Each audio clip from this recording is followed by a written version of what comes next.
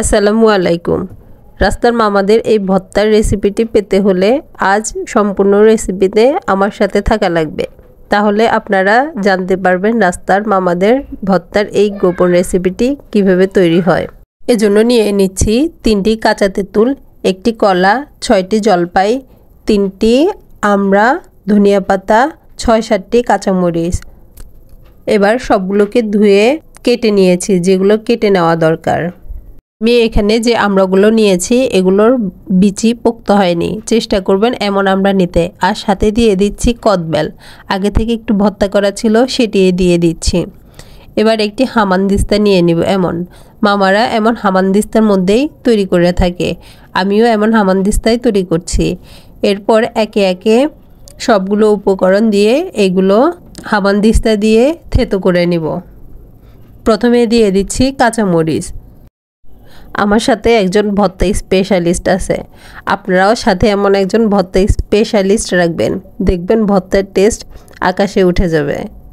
এর সাথে দিয়ে দিচ্ছি একটা শুকনো মরিচ আর দিয়ে দিচ্ছি ধনিয়া পাতা। এগুলোকে খুব ভালো করে থেতো করে নিব, মরিচগুলো যাতে খুব ভালোভাবে থেতো হয়ে যায়। সাথে দিয়ে দিচ্ছি পরিমাণ মতো লবণ। আমি এখানে সবগুলো উপকরণ আমার পছন্দ মতো ব্যবহার করেছি, আপনারা আপনাদের পছন্দ মতো ব্যবহার করে নেবেন। যখন মরিচগুলো খুব ভালোভাবে থেতো হয়ে যাবে তখন এর মধ্যে একে একে বাকি উপকরণগুলো দিয়ে নিব। প্রথমে দিয়ে দিচ্ছি কাঁচা তেঁতুল। কাঁচা তেঁতুলে খোসা ছাড়াবো না এবং বিচিও ছাড়াবো না, মামারা এভাবে কাঁচা তেঁতুল দিয়ে থাকে। এজন্য এর টেস্টটা অনেক গুণ বেড়ে যায় যখন এর খোসাগুলো মুখের নিচে পড়ে। এভাবে তেঁতুলগুলো দিয়ে খুব ভালোভাবে থেতো করে নিব। আমার হামানদিস্তাটি ছোট, তাই আমি এটি ধাপে ধাপে অল্প অল্প করে দিয়ে তৈরি করছি। যখন তেঁতুলগুলো খুব ভালোভাবে থেতো হয়ে যাবে তখন এর মধ্যে দিয়ে দিচ্ছি আগে থেকে কেটে রাখা আমড়া।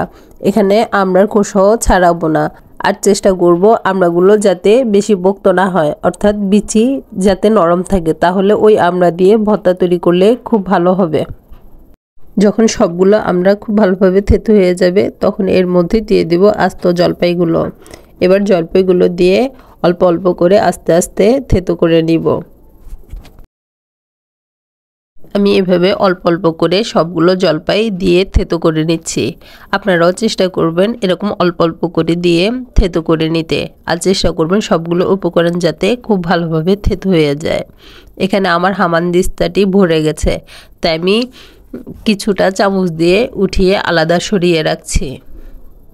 যে উপকরণগুলো খুব ভালোভাবে ভর্তা হয়ে গেছে সেগুলো সরিয়ে নিচ্ছি, আস্তগুলো একপাশে রেখে নিচ্ছি।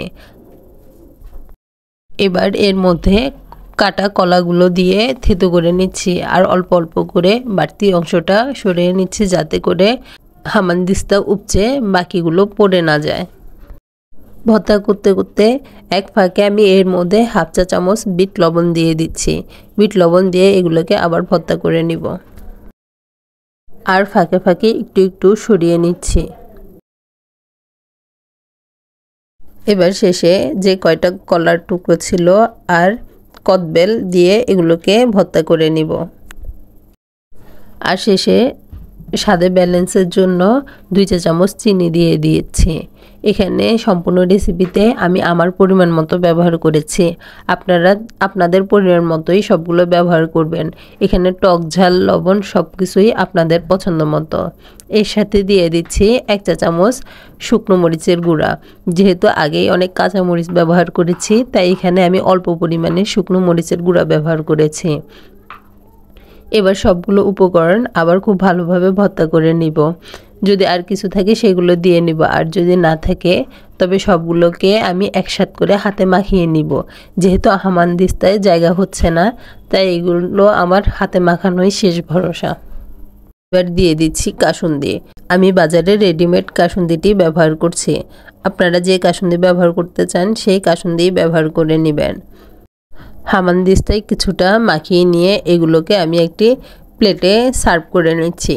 তারপরে এগুলোকে হাতে খুব ভালোভাবে মাখিয়ে নিব, আর টেস্ট করে দেখব কোন জিনিস কম আছে।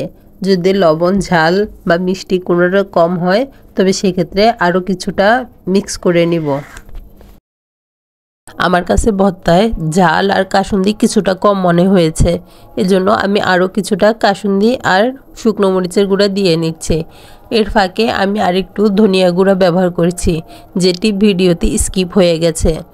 আপনাদের এই ভর্তায় যদি খুব ভালো কালার না আসে, সেক্ষেত্রে আপনারা কিছুটা হলুদের গুঁড়া ব্যবহার করতে পারেন, তাহলে এটির রং খুব সুন্দর আসবে। অল্প পরিমাণে দিবেন, না হলে খেতে হলুদের গন্ধ লাগবে। আশা করছি ভিডিওটি আপনাদের ভালো লেগেছে। এতক্ষণ ধৈর্য ধরে ভিডিওটি দেখার জন্য আপনাদের অসংখ্য ধন্যবাদ।